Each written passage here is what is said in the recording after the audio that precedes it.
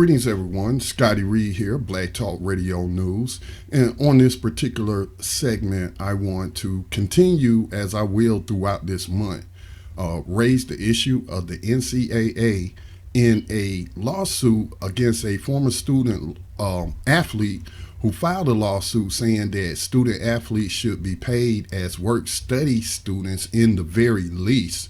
They have responded, the NCAA, that is, through its attorneys, have responded to Mr. Libers through his lawsuit, saying to the courts that this lawsuit should be dismissed based on the fact that the 13th Amendment allows for involuntary servitude and slavery. Now, of course, you wouldn't apply involuntary servitude because nobody's forcing anybody to play sports. But what we're talking about is the dynamic between the NCAA, these colleges and universities, and these students. Many of these athletes come from poor families, especially if you're talking about football and basketball, and those are the two main money makers for the NCAA, and they're not sharing any of that revenue.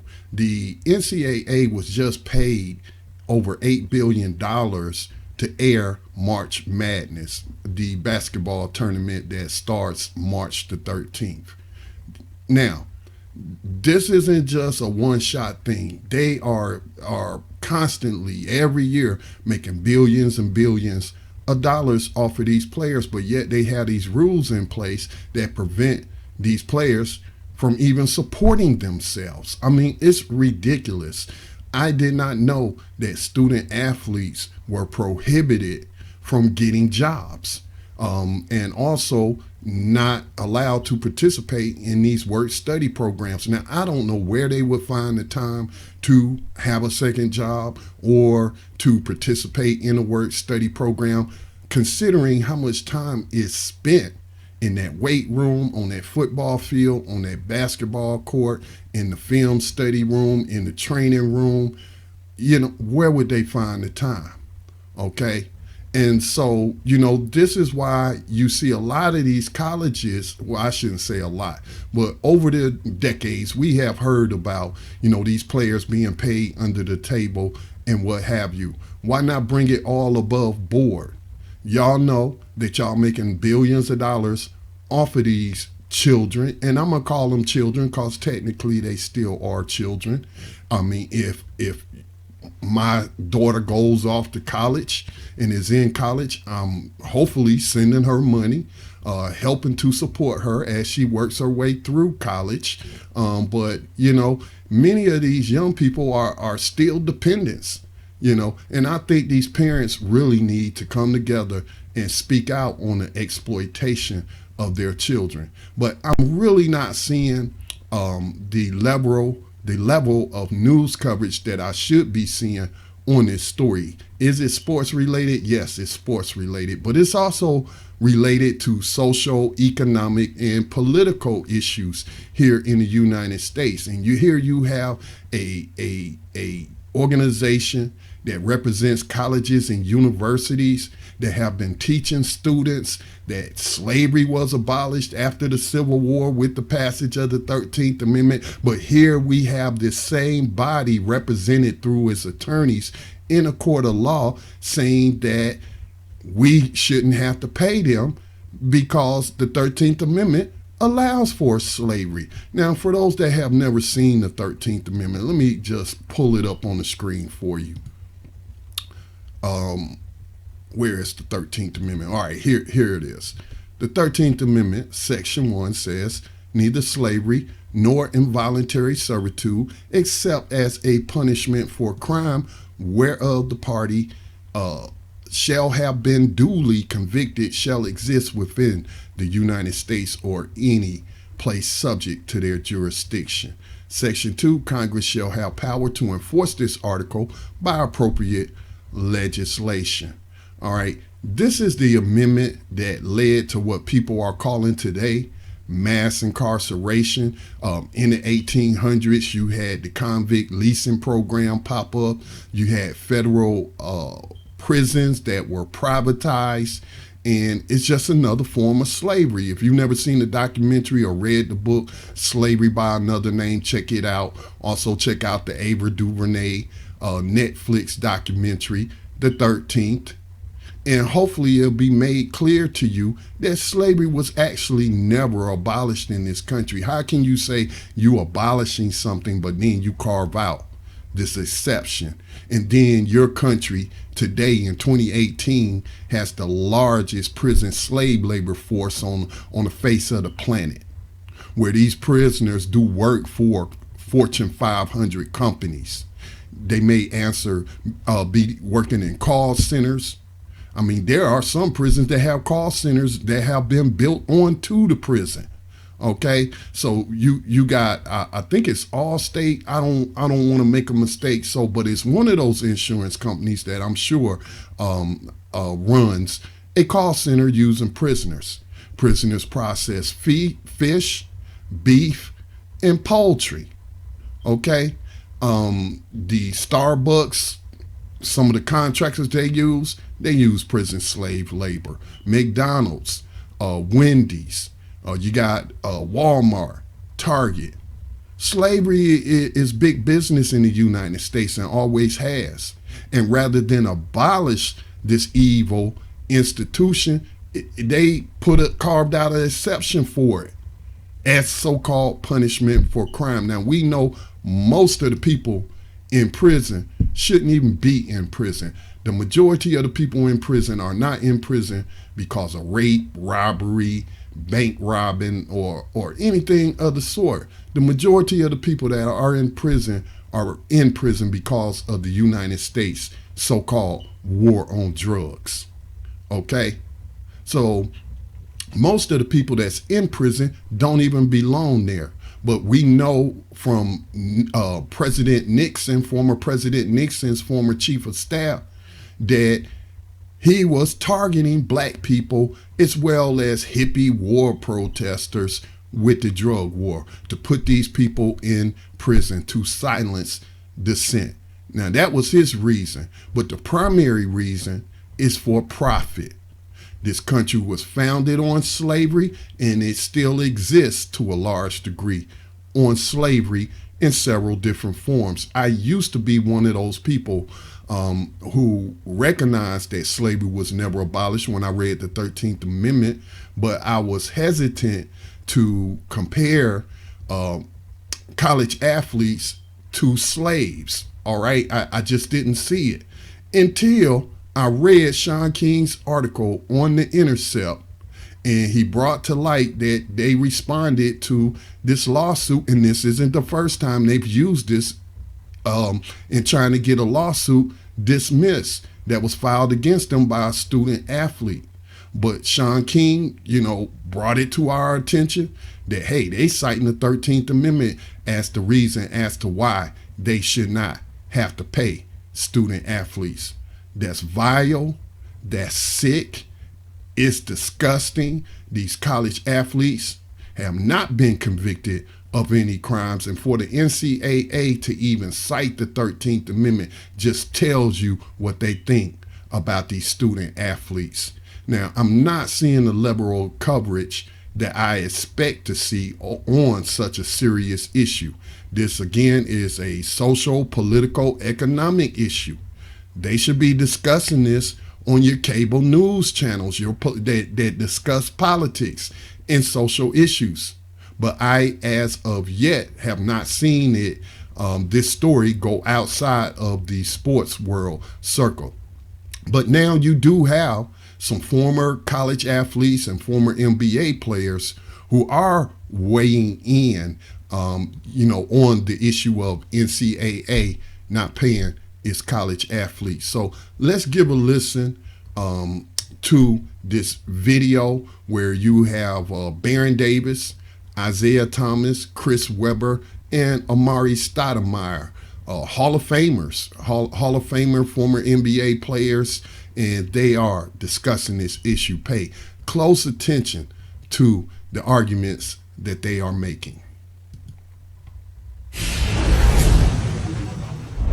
You talked about you just started playing only 2 years in high school. That's crazy. And when you look at it, you had a great long NBA career. Do you wish you maybe would have gone to college a year or two, or maybe the injuries would have come earlier? I mean, you had a great, successful career. So, but looking back, would you add that? Would you not add that? What do you think about, you know, as far as playing more, playing less? I mean, the only thing I would say, if going to college, the experience of going to college. Okay. You know, just being on campus, other players, students, the atmosphere on campus would have been probably cool. But my main objective was to become a professional basketball player. My goal was to become an NBA player, and I wanted to get started as soon as I can. And so when I made my decision, it was a tough decision, but I wanted to go into the NBA, and I felt like I was ready for it. yeah, it's funny, people always bring that up, but like you said, you got culture. You can do all that stuff later on after you get the money to do it. And Zeke, you were mentioning a little bit earlier about just his career.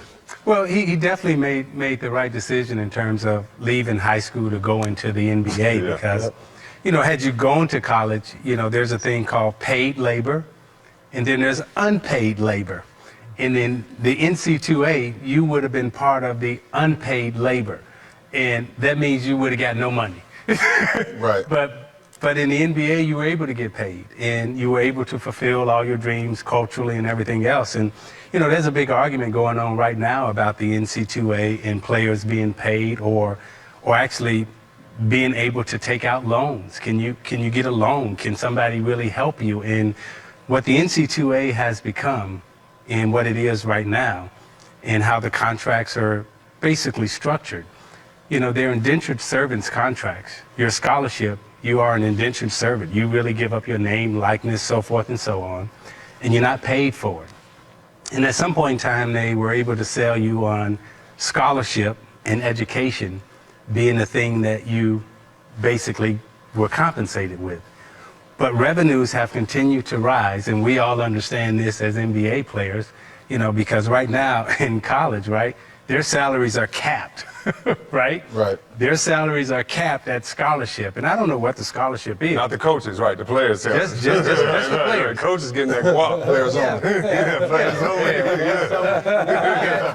Yeah, when you look at the increase in revenue over a period of years, right? You got billion-dollar contracts, but you got unpaid labor. Or if you want to say their scholarship is their compensation, then their compensation has been capped at a certain level. So it's really uneven. It's also you go to college and, you know, you go to college to get a job. You go to college to invest. So if you can't take out a loan and invest in yourself, right? But in your well-being, yeah. right? Because not, you know, there's thousands and thousands of athletes. There's 10 trainers, right? How would Amari Stoudemire be able to function in college, right? If he was a baseball player or a hockey player, in a box, right? You would be put in a box as far as the coaching, the system, the training. You know, and I think for someone like you, going right to the league, you're a man child, so you need to be around men. And I think the men you are around help you mature and gain the knowledge that you are ultimately going to learn anyway once you left college. You know what I mean? And so that's my little take on the whole, like, college and, you know, paying somebody, not paying somebody. I just think that, you know, there's really no value, right, that's being created for the college athlete to take care of themselves or their family while they're in college. Well, the revenue generating sports are basketball and football, right? And they call them revenue generating sports.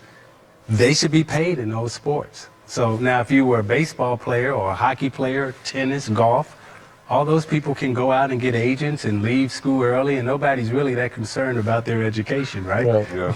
But, you know, in the revenue-generating sports of basketball and football, we really concerned about your education, so forth and so on. Well, if you was that concerned about my education, when I left my sophomore year at Indiana, I had to go back and play out-of-state tuition to graduate from Indiana. Yeah, it's a total scam. The fact that they're a nonprofit organization, the fact that And a degree from the fact that you can get hurt at 20 years old, have that same problem at 45 and not have health care. Yeah. The fact that many of these kids are They can abused take your scholarship away. You after got hurt, 1 right? year. After Yeah, 1 year, it's yeah. only a 1 year scholarship. The fact that I know a female athlete, and I know that mentally she needs help from her time at college. You need healthcare. You need healthcare. So it's just so much. I say put a 10% of all profits into a stipend and give them to college athletes. It's not about giving them another $100. Or my grandfather grew up on a plantation. So if I don't know if people know what that is. But the promise of the plantation was that next year we'll get better. We'll never let you see the books. We'll never let you see how much cotton you pick. This is just how much it worked. College, and in speaking to the great Bill Russell, we had a conversation, and basically he said college is slavery. The NC2A. And college is that. So yeah. I love that I'm about to be a part of this conversation big time. Yeah. Big time. And I get to do games. I'll leave it there. I'll also post a link to the video, which you can find it on YouTube so that you can watch it in its entirety. But the main points that I wanted to hear were made. I think Chris Webber was mistaken when he said his father was on a plantation. Well, it could have been a plantation, but his grandfather would have been sharecropping. That's what he was describing there, not being able to see the books and how much you picked and all of that. That was sharecropping. That was another form of slavery that popped up after the passage of the 13th Amendment. But I had no idea that the great Bill Russell, a NBA Hall of Famer, who also was a part of standing up for black people during the 60s. I had no idea. I did not know that he had, back in the day, referred to college sports as slavery when it comes to the athlete. But the guys made some great points. I was taking some notes there. You heard Isaiah Thomas talk about unpaid labor and involuntary servitude. Again, involuntary servitude and slavery is legal according to the 13th Amendment as punishment for crime, which just makes this such a egregious offense for the NCAA, not once, but on more than one occasion. This Lawrence Poppy Libers lawsuit just being the most recent occasion, using the 13th Amendment as a justification to treat their student athletes that are bringing in billions of dollars annually as slaves. Anybody who is a right-thinking person with moral principles, who believe in treating human beings right, who are against slavery, y'all should be outraged at this. So that is why I am planning to never ever watch another college sporting event on television or go to one until the NCAA stops practicing slavery and involuntary servitude, or indentured servitude, as Isaiah Thomas called it. So, I mean, these athletes are under rules and regulations that say, hey, if you go out there and you make some money signing autographs or maybe taking some pictures and then signing your autograph on the picture and stuff, you can't do that. You can't do that. They also apparently can't even get jobs, not that they will have time to go to those second jobs. But I mean, there are so many rules and regulations on a student athlete that does not apply to all the other students. This is slavery, people, and you should be outraged about it. And that is why I will continue to talk about this issue all throughout March Madness, which is the NCAA basketball tournament that starts March the 13th. And I'm calling on all people who are against slavery. I'm calling on you to boycott the NCAA March Madness tournament. Let CBS eat that $8 billion that they paid to air the program. But I'm telling you, we got to have a paradigm shift in this country. These student athletes, where are their parents at on this? You know, there needs to be some sort of union that is made up of the parents of these college student athletes, since they are prohibiting the college student athlete from forming their own union. This isn't right.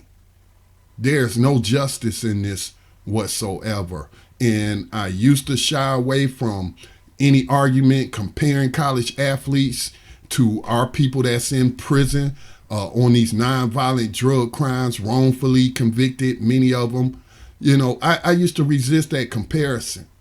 But if the NCAA is making an argument that their student athletes are slaves and they're not paying them anything, then I have to agree with the NCAA. College athletes are slaves for the university, the very same universities that have been teaching people that slavery was abolished with the 13th Amendment is using the 13th Amendment to justify slavery. What do y'all think about that? What do y'all think about that? What are your thoughts? Leave your thoughts in your comments for us in the comments section. But I'm interested to know what people are thinking on this. If I was a college student athlete, especially a basketball player, I would just skip college and go straight overseas and play professional ball. They bring players from Europe to the NBA. That's what I would do. I would refuse to be a slave of the NCAA. And many of these colleges and universities that, you know, the top colleges and universities making the most money off of sports were possibly built by victims of slavery. Okay, Georgetown University comes to mind. All right, so those are my thoughts on this issue. I will continue to discuss this topic throughout March Madness. Please share the video. Let other people know that the NCAA is arguing in a court of law, a federal court, in response to a lawsuit to pay student athletes as work-study students, that they're arguing that we don't have to pay you a dime because you ain't nothing but a slave. All right, support independent black media. Make a donation today to the U.S.-based nonprofit Black Talk Media Project, which also manages blacktalkradionetwork.com. Y'all be safe out there. Peace and blessings to all.